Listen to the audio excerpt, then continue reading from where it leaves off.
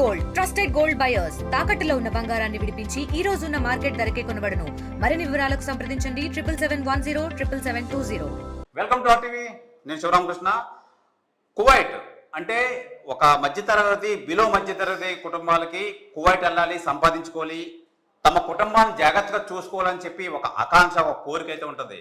అలా ఆ నేపథ్యంలోనే రత్నకుమారి గారు విశాఖ నుంచి రత్నకుమారి 35 సంవత్సరాలు కువైట్ వెళ్ళి సంపాదించుకోవాలి, వాళ్ళ పిల్లల భవిష్యత్తు బాగుంటుందని చెప్పి కువైట్ వెళ్ళడం అయితే జరిగింది. అయితే హోమ్ మేడ్ కింద అక్కడ కువైట్లో పనిచేయడానికి అయితే ఆవిడ ఒక ప్రైవేట్ ఏజెన్సీని అయితే కన్సల్ట్ చేసి కువైట్ వెళ్ళడం అయితే జరిగింది. అయితే అక్కడ హోమ్ మేడ్ కింద ఒక ఇంట్లో అయితే జాయిన్ అయ్యారు. జాయిన్ అవ్వడం ఒక ఇంటి దగ్గర నుంచి దగ్గర 5-6 ఇల్లు తిప్పి రెస్ట్లెస్ లేకుండా ఆవిడనైతే చాలా సర్వ ఇబ్బందులు పెట్టారు. అయితే ఆవిడ ఎలాంటి ఇబ్బందులు పడ్డారు కువైట్ లో, అసలు ఏం జరిగింది, ఇప్పుడు కువైట్ ఎలా వెళ్ళారు అని చెప్పి మనతో పాటు రత్నకుమారి గారు మనతో పాటు ఉన్నారు. రత్నకుమారి గారు నమస్తే. అమ్మా ఏం జరిగింది అసలు, మీరు కువైట్ ఎలాగ ఎవరి ద్వారా వెళ్ళారు? మా పాపల ఆడబడుచు ద్వారా వెళ్ళామండి. మా పాపల ఆడబడుచు ఏమో విశాఖపట్నం ఎక్కడ, ఏ ఏరియా మీది? మారికవలస అండి. విశాఖపట్నం మారికవలస. విశాఖపట్నం మారికవలస అండి నాది. నేను మాకు తెలిసిన ఆవిడ అడిగింది అనమాట, ఇలాగ వెళ్తామంటే నాకు కొంచెం అప్పులు ఉన్నాయని చెప్పేసి నేను అడిగాను, ఇలా కోయిట వెళ్తానమ్మా నేను కూడా అనేసి అంటే, సరే అక్క నేను చూస్తాను మంచి ఇల్లు అనేసి ఆవిడ తీసుకెళ్ళడం జరిగిందండి. ఆవిడ తీసుకెళ్ళిన తర్వాత ఏజెంట్ రామకృష్ణ గారికి అప్ చెప్పిందండి. ఆ రామకృష్ణ గారు ఏమొచ్చి మెడికల్ చేయించి నన్ను తీసుకొచ్చి మళ్ళీ ఇంకొక ఆవిడ లక్ష్మి గారు అనేసి ఆవిడ ఏజెంట్ అంటండి. ఆవిడకి అప్ చెప్తే ఆవిడ ఏమొచ్చి సరేనమ్మా అని మెడికల్ చేయించి అన్ని చేయించి నన్ను తీసుకెళ్ళిందండి. తీసుకెళ్ళిన తర్వాత ఆఫీస్లో 15 రోజులు ఉంచింది. మీ కపిల్ రాలేదు అనేసి అడిగిన తర్వాత ఏమొచ్చి సరే కదండి 10 రోజులు ఆఫీసులోనే ఉన్నానండి. ఆఫీసులో ఉన్న తర్వాత ఒక ఇంటికి పంపించిందండి. ఒక ఇంటికి పంపిస్తే అది నెల 15 రోజులు చాలా కష్టమైనా సరే, ఎందుకంటే మన బతుకుదేరుకి వెళ్ళి మా పిల్లలు పోషించుకోవాలని నేను వెళ్ళానండి.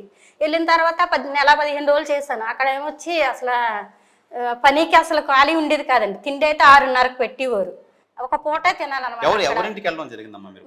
Covid లోనండి, Covid ఇంట్లోనండి. ముస్లింసేనండి, వాళ్ళు అందరూ ముస్లింసే ఉంటారు సార్ అక్కడ. కోవిడ్ లో అందరూ ముస్లింసే ఉంటారు. అక్కడ అతను పెద్ద అతను అంటాడు, మన ఎయిర్పోర్ట్ కి సంబంధించిన సార్ అంటండి.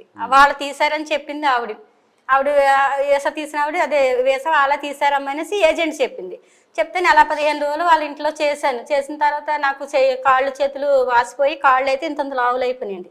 కాళ్ళు వాసిపోతున్నాయి అని చెప్పేసి ఏజెంట్ చెప్తే ఇల్లు మారుస్తానమ్మా వచ్చి అనేసి ఇల్లు మార్చిందండి. ఇల్లు మార్చిన తర్వాత వేరే ఇంటికి వెళ్ళిన తర్వాత అక్కడ 6 నెలలు చేశాను. 6 నెలలు కూడా పిల్లలు చూసుకోవాలి, వాళ్ళ పిల్లలు కొట్టేసి ఊరు వీళ్ళు ఏమొచ్చి అక్కడ తీసుకెళ్ళి పార్కులు గట్ట వెళ్తారు సార్. అక్కడ ఎక్కువ తిరుగుతారనమాట. ఆ తిరగడం వల్ల నాకు ఇంకా చాలా నీరసం అయిపోయి 2-3 ఇల్లు మళ్ళీ అడిగితేనేమొచ్చి జీతం అడిగితేనే నీకు జీతం ఇవ్వాలా, టైంకి అడిగాను అనమాట. మా పిల్లలకు పంపించుకోవాలి మేడం గారండి, జీతం ఇవ్వండి అంటే నీకు జీతం ఇవ్వాలా, నీకు 1వ తారీఖున ఇస్తాను, నేను ఇప్పుడు ఇవ్వను అనేసి ఆవిడ చెప్పడం జరిగిందండి. అంటే అలా కాదు మేడం మా ఇంట్లో కొంచెం ఇబ్బందులు ఉన్నాయి అనేసి అంటే, నువ్వు అది చేయలేదు నువ్వు ఇది చేయలేదు అని వాళ్ళ కొంచెం టార్చర్ పెట్టాను, చాలా టార్చర్ పెట్టారండి. నేనైతే ఏడుచుకుని ఇంకా అలాగే ఉండిపోయాను. తర్వాత వాళ్ళు ఏమొచ్చి జీతం ఇచ్చిన తర్వాత నాకు వద్దు నువ్వు వేరే ఇంటికి వెళ్ళిపో ఆఫీసులో వదిలేశారండి. 12 గంటలకి ఆఫీసులో వదిలేసిన తర్వాత ఇదంతా ఎప్పుడు జరిగిందమ్మా? ఎన్ని నెలల క్రితం జరిగింది? ఒక 2 నెలల కిందట జరిగింది సార్, కోవిడ్లోనండి. నేను ఆగస్టు నెలలో వెళ్ళాను సార్. నేను ఆగస్టు నెల అంతా వాళ్ళు అదిగో ఇంకా రాలేదు, మీ కపిల్ రాలేదు అనేసి తిప్పారు. ఆగస్టు నెల 13వ తారీఖున నేను బయలుదేరాను అనమాట అండి. అయితే అక్టోబర్ నెలలో జాయిన్ అయ్యాను నేను వాళ్ళ ఇంట్లో.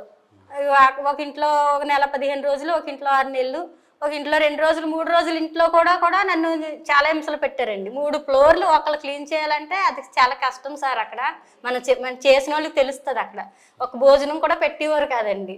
అసలు ఎంత టార్చర్ పెట్టారంటే, ఇలా కూర్చుంటే నువ్వు ఎందుకు కూర్చున్నావు అని అడిగారు అన్నమాట. చాలా ఇబ్బందులు పెట్టారు. అవి ఏజెంట్కి నేను ఫోన్ చేసి ఇలాగ ఉందండి మేడం గారు, నన్ను ఇల్లు నేను ఇంటికి వెళ్ళిపోతాను అనేసి అన్నానండి. ఇంటికి వెళ్ళిపోతాను, నువ్వు ఇంటికి ఎందుకు వెళ్తాను, నువ్వు చచ్చిపోతే ఇక్కడ చచ్చిపో, నిన్ను మట్టికి ఇంటికి పంపించాను అనేసారు. రత్నకుమారి గారు అసలు మీకు ఎంత జీతం అని చెప్పి తీసుకెళ్లారు? 130 జీతం అని చెప్పి తీసుకెళ్లారు. 130 కేడీలు అంటే ఇక్కడ మనకి 35,000 అలాగ వస్తాయి సార్. అయితే ఇక్కడికి వచ్చిన తర్వాత 120 ఇచ్చారండి. ఇచ్చిన తర్వాత ఫోన్లే మరి ఎంతకంత వస్తున్నాయి కదా, మరి మా కుటుంబాన్ని పోషించుకోవాలి కదా అనేసి నేను వెళ్ళాను సార్. 30,000 వచ్చింది సార్. ఇంటికి 27,000, 29,000 అలాగే వస్తాయి అనమాట అండి. ఒక్కొక్క రేటు ఒక్కొక్కలా ఉంటుంది అనమాట అండి. అక్కడ అలాగే చేశాను సార్. చాలా చేసుకుంటే అక్కడ వాళ్ళు పంపించేసిన తర్వాత వేరే ఇంటికి వెళ్తే అలాగే ఉంది. ఇలాగ అడిగితే మా పిల్లలకు ఫోన్ చేసి, అమ్మ ఇలాగ ఉందమ్మా అనేసి అంటే వాళ్ళు కూడా ఫోన్ చేస్తే మీ అమ్మ చచ్చిపోతే చచ్చిపోయింది, మాకు సంబంధం లేదు అన్నట్టు మా పిల్లలకి చెప్పారండి. మా పిల్లలకి చెప్తే ఎవరో మీకు ఇలాంటి వాళ్ళు చెప్పి ఇలాగ ఎక్కడికి వెళ్ళామా ఆఫీస్కి వెళ్ళు అనేసి అంటే ఇలాగ లోకేష్ గారు ఇలాగ హెల్ప్ చేస్తారంట లోకేష్ సార్ గారు అనేసి మా ఇంటికాడ మాకు తెలిసిన వాళ్ళు ఫోన్ చెప్పారనమాట.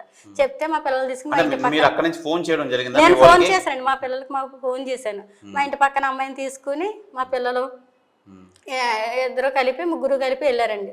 వెళ్ళడం జరిగితే ఆ సార్ గారు అక్కడ కంప్లైంట్ పెడుతుంటే డాక్టర్ మౌనిత మేడం గారు ఏదో కేసు పని మీద వచ్చారంటండి. ఆవిడ వచ్చి చూసి ఆవిడ అయితే ప్రధానంగా మనం చూసుకోవచ్చు కేసులో ట్విస్ట్ అసలు నిజంగా రత్నకుమారి గారి ఎలా సేవ్ అయ్యారు అంటే వీళ్ళు రత్నకుమారి గారి సోదరి వాళ్ళ కూతురు అమ్మాయిలు ఇక్కడ local Visakha police station commissionerate లో ఉన్న ప్రీ లిటిగేషన్ కౌన్సిల్ ఫోరం అని చెప్పి ఒక ఎవ్రీ మండే అయితే గ్రీవెన్స్ అయితే జరుగుతుంది. ఆ గ్రీవెన్స్ లో సోయానా సిపి సంఘప్రద బాగ్జీ అయితే మొత్తం వినతలు ఎవరెవరికి ఎటువంటి సమస్యలు ఉన్నాయని చెప్పి ఆ సమస్యలు తీసుకొని పరిష్కారం చేసే కార్యక్రమం అయితే ఈ గ్రీవెన్సీలో అయితే చేస్తారు. అయితే ఆ గ్రీవెన్సీకి రత్నకుమారి గారు కువైట్ లో ఉన్నప్పుడు వాళ్ళ అమ్మాయి వాళ్ళ చెల్లి మొత్తం ఇద్దరు వెళ్ళి గ్రీవెన్సీలో కంప్లైంట్ ఇస్తున్నప్పుడు వాళ్ళు దుఃఖం ఆపుకోలేక ఏడుస్తుంటే ఆ క్షణంలో అయితే డాక్టర్ మౌలిక గారు అయితే వాళ్ళని చూసి ఏమైందమ్మా ఏంటి అని చెప్తే ఇలా జరిగిందండి, ఇలా చాలా చిత్రహింసలు పెడుతున్నారు, చాలా హెవీ వర్క్ అయితే చేస్తున్నారు కువైట్ లో వాళ్ళు ముస్లిమ్స్ అని చెప్పి వీళ్ళ దగ్గర మొత్తం మౌలిక గారు డాక్టర్ గారు మౌలిక గారు మొత్తం అంతా ఇన్ఫర్మేషన్ అయితే తీసుకుని అయితే ఈ ఇష్యూని ఈ రాష్ట్ర మంత్రి ఐటీ శాఖ మంత్రి నారా లోకేష్ గారికి అయితే చేరవేశారు మౌలిక గారు. అయితే నారా లోకేష్ గారు సహాయంతో మొత్తం కువైట్ లో ఉన్న టీడీపీ ఒక కార్యకర్తని ఇచ్చి పంపించి అక్కడి నుంచి ఈ ఎక్కడైతే రత్నకుమారి గారు ఉన్నారో రత్నకుమారి గారు ఉన్న ఏరియాకి అయితే పంపించారు. అమ్మా ఏం జరిగింది అసలు ఎలాగొచ్చారు ఆ కార్యకర్త? మౌనిత మేడం గారు మాకు ఇలా పాపం చెప్పిన తర్వాత చాలాసేపు మాకు ఫోన్లు కూడా ఆఫ్ చేస్తారు సార్, ఫోన్లు కూడా తీసేసుకోవడం జరిగింది. ఆఫీస్ వాళ్ళు ఫోన్ తీసేసుకున్న తర్వాత నేను ఏదో రకంగా పాపకి మెసేజ్ పెట్టాను, అక్కడ పనిచేసిన వాళ్ళు ఉంటారా మా పాపకు మెసేజ్ పెట్టాను. ఆ ఫోన్లో మెసేజ్ పెట్టి ఇలా లొకేషన్ పెడితే వెంటనే మేడం గారికి ఫార్వర్డ్ చేసి మేడం గారు ఏమో వచ్చి అక్కడ ఉన్న కువైట్లోను సార్ గారులు ఉన్నారు, ఆ సార్ గారులు వచ్చి నన్ను ఇలా చేసామా ఎక్కడున్నావు ఏంటమ్మా అని అంటే వాళ్ళతో మాట్లాడి వాళ్ళకి మరి ఏం చెప్పారో సార్ గారు తెలియదండి. నిజంగానో మేడం గారికి ధన్యవాదాలు చెప్పుకుంటున్నానండి. నేను ఇలాగే సురత్తంగా ఉన్నానంటే మా పిల్లలతో నేను అలాగే ఉన్నానంటే డాక్టర్ మౌనిత గారు కారణం అండి. నిజంగాను అంటే మీ పాలిట నిజంగా దేవుడిలాగా మాకు అక్కడ మాకు ఏం చేయాలో మేము అప్పటికి కూడా అన్నామండి. కొన్ని అప్పో చేసి మేము డబ్బులు కూడా కడతామని ఆ ఏజెంట్తో మాట్లాడితే మా పిల్లలు కూడా మాట్లాడితే నువ్వు చచ్చిపోతే చచ్చిపో ఏంటి మీ అమ్మనైతే మేము పంపించము, మీ అమ్మ ఇక్కడ చచ్చిపోయినా మాకు పర్వాలేదు అన్నట్టుగా మన తెలుగు ఆవిడేనండి అన్నట్టుగా మాట్లాడిందండి. నిజంగా మాకు చాలా నిజంగా అన్నగారి వల్ల దేవుడు ఈవిడ ద్వారాగా అన్నగారికి కనిపించారండి. సురేష్ సార్ గారు అని మా సుధాకర్ సార్ గారు వాళ్ళందరూ నాకు ఫోన్ చేయడం జరిగిందండి. సుధాకర్ సార్ గారు ఫోన్ చేసిన తర్వాత మన సురేష్ సార్ గారు వచ్చి నన్ను వీడియో కాల్ చేసి ఆఫీస్ ద్వారాగా వీడియో కాల్ చేసి అమ్మ మా పిల్లలు 15 రోజులు తిండి లేకుండా నేను మంచం మీదే ఉన్నాను సార్, అసలు ఆఫీస్లో ఆ మంచం మీద ఉన్నాను. ఆ మంచం మీద ఉన్న నన్ను ఎలా తీసుకొచ్చారో నిజంగా దేవుడికే నిజంగా చెప్తున్నాను. లోకేష్ గారు నిజంగా చాలా చాలా చూస్తున్నానండి, వీడియోలు గట్ట చాలా చూశాను. నాకు సాయం చేసినందుకు లోకేష్ గారికి చాలా ధన్యవాదాలండి. దేవుడు నిజంగా ఇక డాక్టర్ మౌనిత గారు కూడా నాయన నిజంగా ఎంత సాయం చేశారండి మా పట్ల. మా పిల్లలు కూడా అక్కడ నుండి 4 రోజులు అవుతుందండి ఆశ్చర్యపడి, నెల రోజులు నాకు నెల 2 రోజుల్లో మేడం గారికి ఫోన్ చేసిన 26 రోజుల్లో మేడం గారు నన్ను ఇండియా తీసుకురావడం జరిగింది. రత్నకుమారి గారు వాళ్ళు మిమ్మల్ని ఒక రూమ్ లో బంధించారని చెప్పారు కదా, ఎందుకు బంధించారు? ఎందుకంటే నేను వెళ్ళను, నేను చేయను పని అని చెప్పాను సార్. నేను పని చేయను అంటే నువ్వు వెళ్ళాలి, నువ్వు వెళ్తే వేరే ఇంటికి. ఇప్పుడు ఈ 10 రోజులు చేసిన 8 రోజులు చేసిన నాకు డబ్బులు మనకి ఇవ్వరండి. అలాగే 2 నెలలు అలాగే అయిపోయింది. అయితే నువ్వు చెయ్యాలని సార్. నేను చెయ్యను సార్ అనేసి అంటే భోజనం కూడా సరిగ్గా పెట్టేవారు కదా సార్, భోజనం కూడా పెట్టలేదు.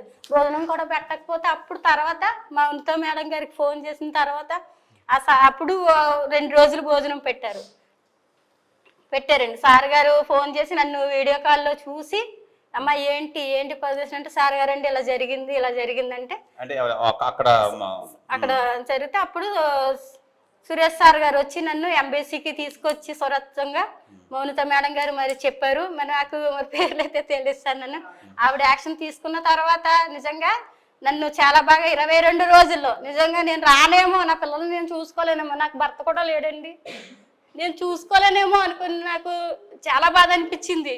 ఎవరికి ఏం చెప్పుకోవాలో నాకు అర్థం కాదండి. ఏంటి కరోనాలో మేము చాలా సిక్ అయిపోయాము, మా పిల్లలకి మాకు చాలా, నేను 5 లక్షల దాకా అప్పు అయిపోయానండి. అప్పులు తీర్చుకోవడానికే నేను వెళ్ళానండి సార్. నిజంగా నేను చెప్తున్నాను. నారా లోకేష్ గారు చాలా థ్యాంక్స్ అండి మీకు నిజంగాను. చెప్పమ్మా. ఇంత సురక్షంగా నన్ను ఎంబీసీకి తీసుకెళ్ళడం జరిగింది. ఎంబీసీలో కంప్లైంట్ ఇవ్వడం జరిగిందండి సార్ గారు. నన్ను నిజంగా ఎప్పటికప్పటికి అక్కడ ఎంబీసీ వాళ్ళు కూడా నన్ను ఎప్పటికప్పటికి కనిపెట్టుకుని నాకు బాగోపోయినా ఎంబీసీలో కూడా భోజనం చాలా బాగా పెట్టారండి. ఎంబీసీ వారికి కూడా ధన్యవాదాలు అండి. నిజంగా ఎంతమంది ఉన్నారో సార్ గారండి, అసలు నేను చెప్పలేను.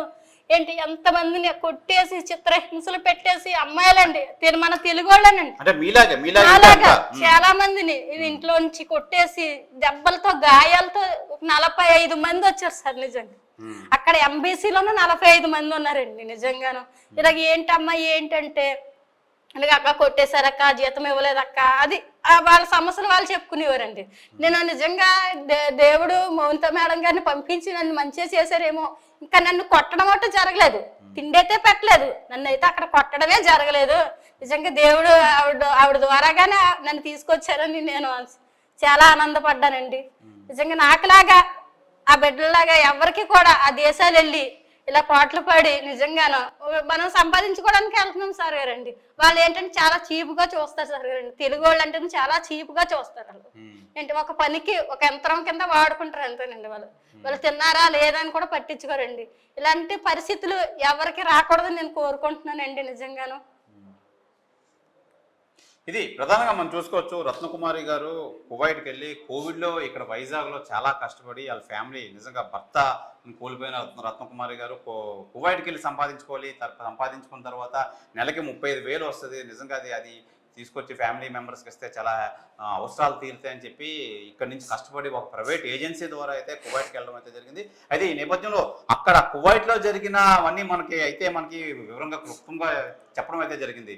ఏదేమైనా చాలా నిజంగా ఈ డాక్టర్ గారు ఎవరైతే ఉన్నారో ఆ డాక్టర్ గారి ద్వారా కువైట్లో ఉన్న సురేష్ గారి ద్వారా లోకేష్ గారు ఇమీడియట్ గా అదంతా ప్రాసెస్ చేసి ఈవిడ ఎక్కడైతే ఉన్నారో ఈ లొకేషన్ కనుక్కొని నిజంగా ఆవిడని బలవంతంగా ఎంబసీకి తీసుకొచ్చి ఇండియా పంపించడం అయితే జరిగింది. నిజంగా ఇప్పుడు ఈ రత్నకుమారి గారు అయితే నాకు జరిగిన అన్యాయం ఇంకెవ్వరికి జరగకూడదు. చాలా మంది మహిళలు అయితే ఇదే దీనస్థితిలో అయితే కువైట్ లో అయితే చాలా కష్టపడి పనిచేస్తున్నారు. నిజంగా అందరికీ డబ్బు అవసరం అయ్యి వెళ్తున్నారు. నిజంగా అక్కడ వాళ్ళు ఒక మనిషిని చూసినట్టు చూడకుండా నిజంగా ఒక యంత్రంగా చూస్తున్నారని చెప్పి రత్నకుమారి గారు అయితే తెలియజేస్తున్నారు. ఏదేమైనా మిగతా వాళ్ళు కూడా సురక్షితంగా భారతదేశం రావాలని చెప్పి మనం కోరుకుందాం. నిజంగా ఇలాంటి వాళ్ళకైతే మటుకి లోకేష్ గారు నిజంగా అండదండలుగా ఉండి నిజంగా తీసుకురావడం నిజంగా అసలు అక్కడ లోకేష్ గారు ఇనిషియేట్ తీసుకోకపోతే ఈవిడ ఏమైపోను అసలు ఎవరికి కూడా కనుమరుగైపోయే పరిస్థితులు అయితే ఏర్పడుతుంది. నిజంగా పెద్ద మనసుతో రాష్ట్ర మంత్రి లోకేష్ గారు అయితే మటుకి ఈవిని తీసుకురావడం అక్కడ ఉన్న వాళ్ళ టీడీపీ కార్యకర్తకి అయితే చెప్పి మొత్తానికి అక్కడి నుంచి ఎంబసీకి షిఫ్ట్ చేసి ఎంబసీ నుంచి ఇండియాకి తీసుకురావడం అనేది నిజంగా చాలా సంతోషకరమైన విషయం. అలాగే నాకు జరిగిన అన్యాయం ఇంకెవరికి జరగకూడదు, ఇంకా చాలా మంది అక్కడైతే ఉన్నారు వాళ్ళందరూ కూడా రావాలి అని చెప్పి రత్నకుమారి గారు అయితే కోరుకుంటున్నారు. అలాగే ఈ దూర దేశాలు వెళ్ళి సంపాదించుకుందాం అని చెప్పి ఈ ఆలోచన మంచిదే, కానీ దయచేసి ఎవరు కువైట్ ఇలాంటి అరబ్ కంట్రీస్ అయితే వెళ్ళకూడదు, వెళ్ళి కష్టాలు పొందించుకోకూడదు అని చెప్పి రత్నకుమార్ గారు అయితే తెలియజేస్తున్నారు. ఏదేమైనా ఇలాంటిది ఇంకొక ఎవరికి రాకూడదు, నాలాగా ఇలాంటి ఎవరికి జరగకూడదు అని చెప్పి ఇవి రత్నకుమారి గారు అయితే ఈరోజు మన ఆర్టీవీ మన మీడియా ముందుకైతే రావడం అయితే జరిగింది. ఇది ఈ రత్నకుమారి గారి విషాద కాదని చెప్పుకోవాలి. నిజంగా ప్రస్తుతానికైతే మొత్తానికి వాళ్ళ కుటుంబ సభ్యులు వాళ్ళ కూతురు వాళ్ళందరితోనే వాళ్ళ వద్దకైతే చేరుకున్నారు. నిజంగా ఆవిడ చాలా ఆనందం అయితే వ్యక్తం చేస్తున్నారు.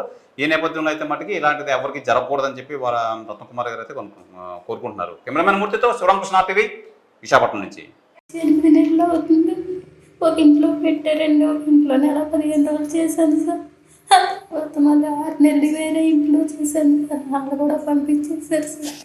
తండ్రి చంద్రబాబు నాయుడు గారు మీకు ఎంతైనా నమస్కారాలండి.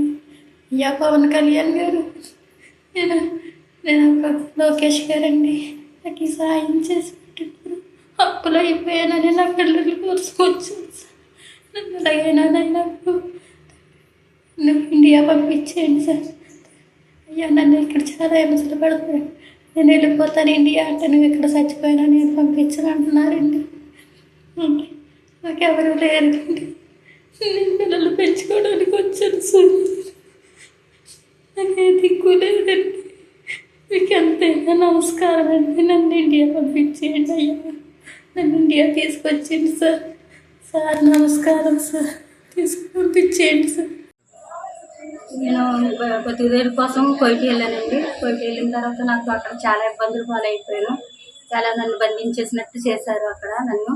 నేను మా వాళ్ళకి ఫోన్ చేయడం జరిగింది. మా వాళ్ళు ఏమొచ్చి ఉన్నత మేడం గారిని కలిశారు. ఉన్నత మేడం గారు కలిసి విషయం అంతా తెలుసుకుని లోకేష్ అన్న గారికి తెలియపరచడం జరిగింది. లోకేష్ అన్న గారు మా మీద శ్రద్ధ తీసుకుని, సుధాకర్ సార్ గారు కూడా శ్రద్ధ తీసుకుని నన్ను అక్కడ నుండి సేఫ్గా తీసుకొచ్చి ఆఫీస్లో ఉన్న నన్ను తీసుకొచ్చి ఎంబీసీలో చెప్పి నన్ను చాలా సేఫ్గా తీసుకొచ్చి నన్ను ఇండియాలో తీసుకురావడం జరిగింది.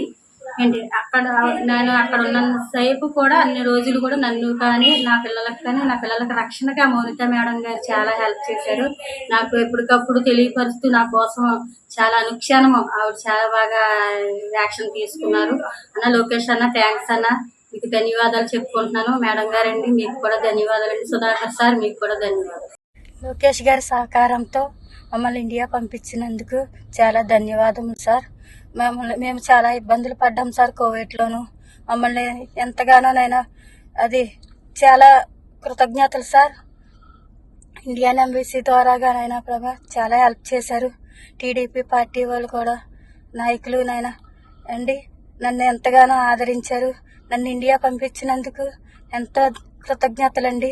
నేను ఎంతో ఆనందపడుతున్నానండి. టీడీపీ పార్టీ వాళ్ళకి నా ప్రత్యేక ధన్యవాదములండి.